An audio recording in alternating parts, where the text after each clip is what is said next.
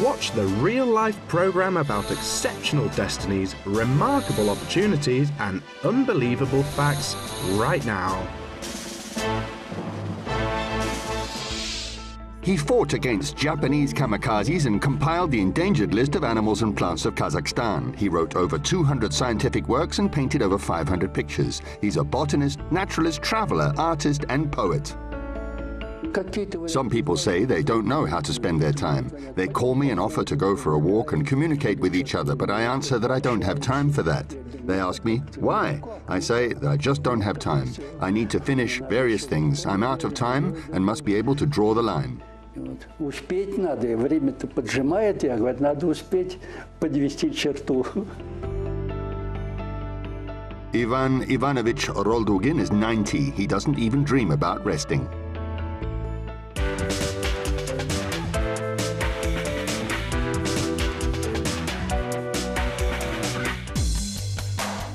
For those who are over the age of 90, can you do it? The war disappeared in the past, so that they remember. I managed to show a part of my 500 works in my entrance hall. They included both oil and watercolor paintings.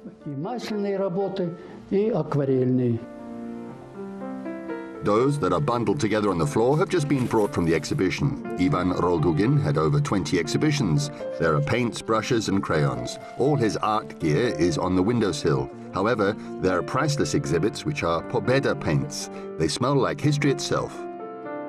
The deputy for army policy gave me these paints as a gift. They were with me all the time when I served in the army.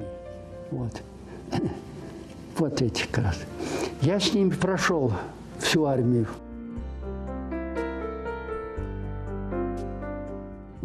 I made a simple box for them using an American mess tin. Later, I made a small fabric bag and always carried them in my pocket.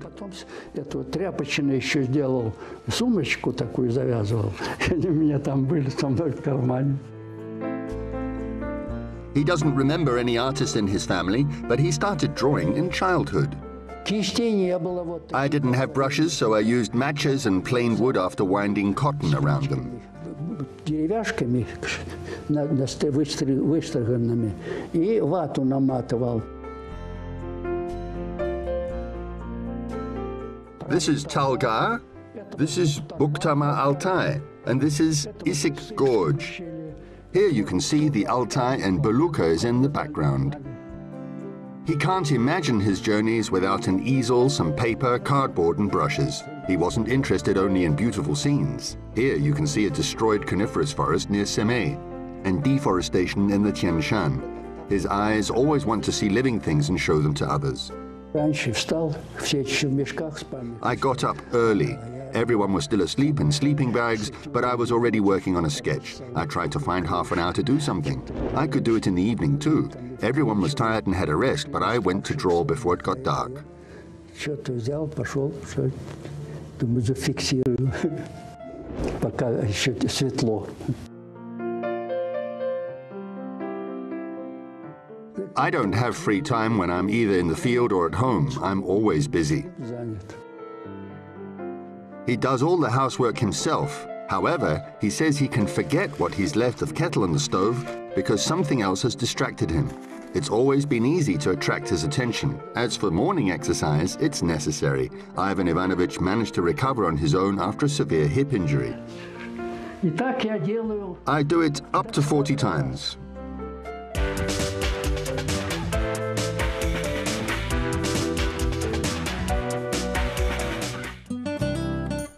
This is the last manuscript I'm working on. It's about a very interesting place where I had to work for many years. This area is called Tauchilik. В одном очень интересном уголке, в котором мне пришлось многие годы работать. Вот это район называется Таучилик. I love fir trees. As a geobotanist and forestry scientist, I dedicated all my life to them. He knows everything about the classification of species and anthropogenic properties. As a botany professor, he studied fir trees to the tips of their needles. His works include monographs and pictures.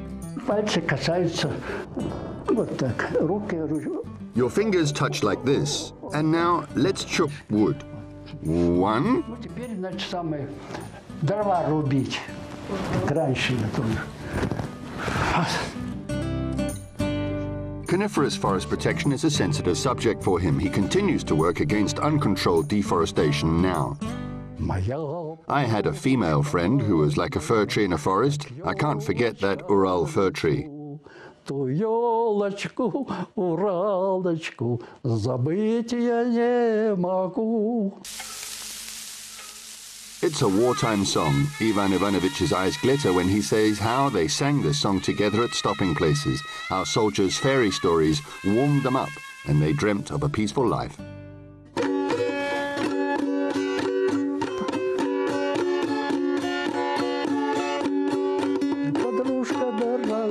What's happened to you, my dear friend? You fell in love with a lieutenant and got confused about the days.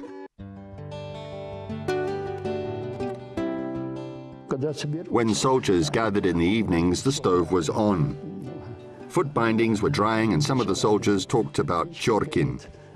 There were talkative people in the old days. Some were sharing jokes. Кто-то про Чоркина рассказывает, что-то было и времена, то говоруны, кто-то анекдоты травит.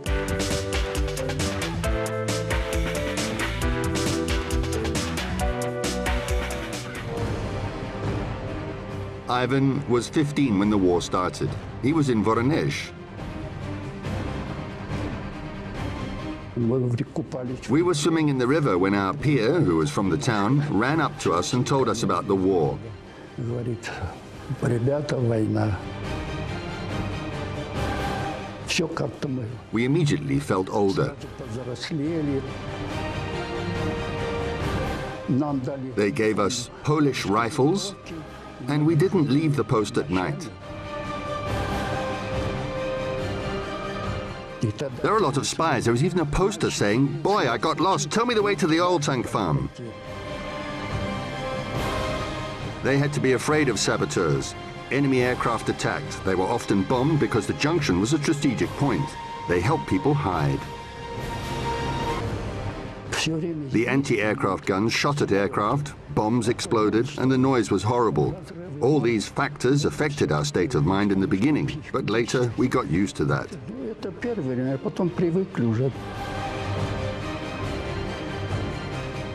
Then they started building fortifications, dug trenches and dugouts and prepared firing points. He says that they were young and weren't afraid of anything. Вроде бы это игрушки, так казалось все это. Ну, интересно смотреть ночные налеты. To us it looked like a game. It was interesting to watch the night air raids. Luminous flares hung from parachutes and illuminated the surface to show what objects bombs could be dropped on. It was a real show. Какие объекты. Это такое зрелище было, оно вроде бы и красивое, и страшное. А вдруг на тебя бомба полетит.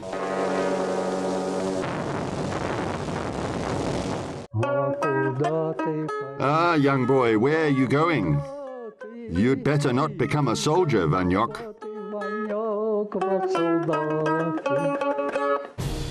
However, Vanyok joined the army voluntarily at the age of 17. He found himself in the communication field there. His drawing abilities turned out to be useful. He watched enemy aircraft trying to get to the home front. We knew all the aircraft types. We could recognize them and reported to our command about it using appropriate channels. They worked during the daytime and went to school, which hadn't been destroyed, in a nearby village. They knew that if they saw a reconnaissance aircraft flying by, it meant that the railways would be bombed soon.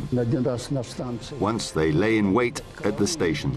As soon as a special train carrying petrol tanks closer to the front arrived, a raid started.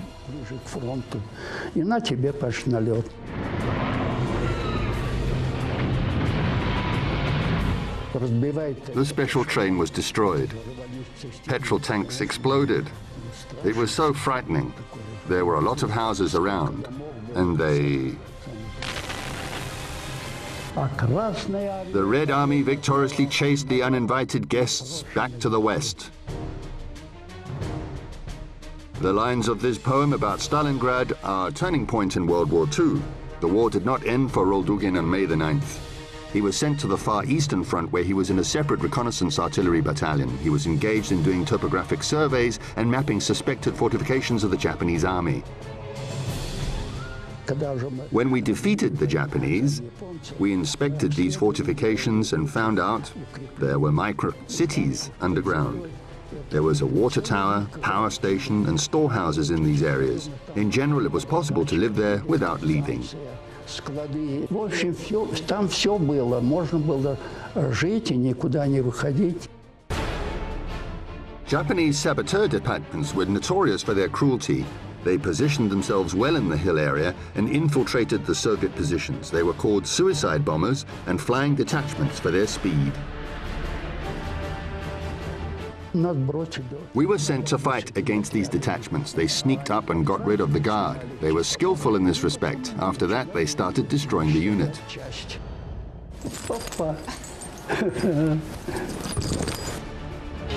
Roldugin received the Medal for Courage for fighting suicide bomber detachments.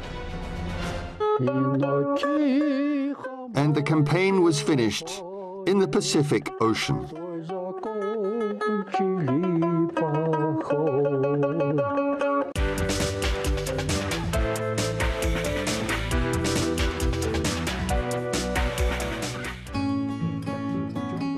Path of Life, the first poetry collection by Ivan Ivanovich, was released in 2004 when he was 78. After that, the second, third, and fourth collections appeared. They have everything that preoccupied him. We have a club called Revival, and we gather there. There are 10 people who write poetry. Everybody reads their works and we discuss them. There I can show my talent. И вот мы каждый читает, обсуждаем. Тут я уже себя показываю. Once I was young. Когда-то молодым. After shell shock, Ivan Roldugin was invalided out on medical grounds. His destiny lay in Almaty, where he celebrated New Year in 1946. My friend, an Almaty resident, advised me to go to Almaty. He said that there was a theater and art school and asked if I wanted to become an artist. He says how he found himself in the Remizovka subsidiary farm by lucky chance. However, it had already been broken up. Suddenly, forest managers appeared. I was wearing riding breeches and a soldier's blouse. They asked, "Soldier, where are you from? What do you do?" I answered I was a military topographer. "Ah, we need a topographer," they said. He covered all the mountain slopes and valleys near the city by horse. So I stayed here. What else could I do? I started painting carpets. I was fashionable to paint on blankets and hessian at that time. I painted and there were women who sold those works.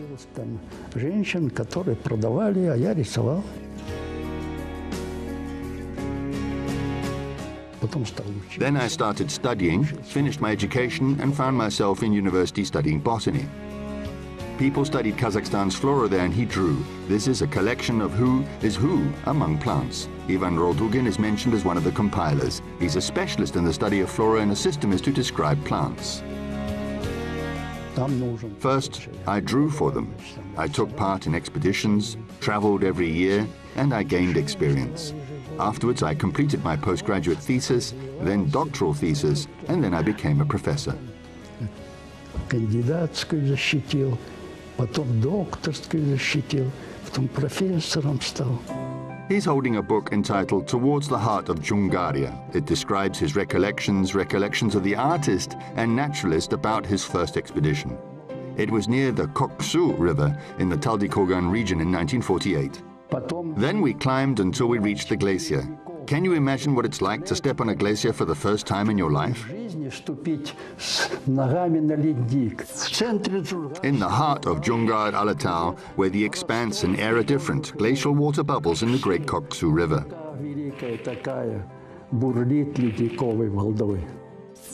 His life keeps bubbling now too. He goes to the Samotsveti Amateur Artist Club and a poetry club. Ivan Ivanovich is always present at the veterans' meetings. I haven't erected a monument to myself. However, I think that some people will read my works, look at my pictures, become thoughtful, and smile. и картины создавал, задумается и улыбнется.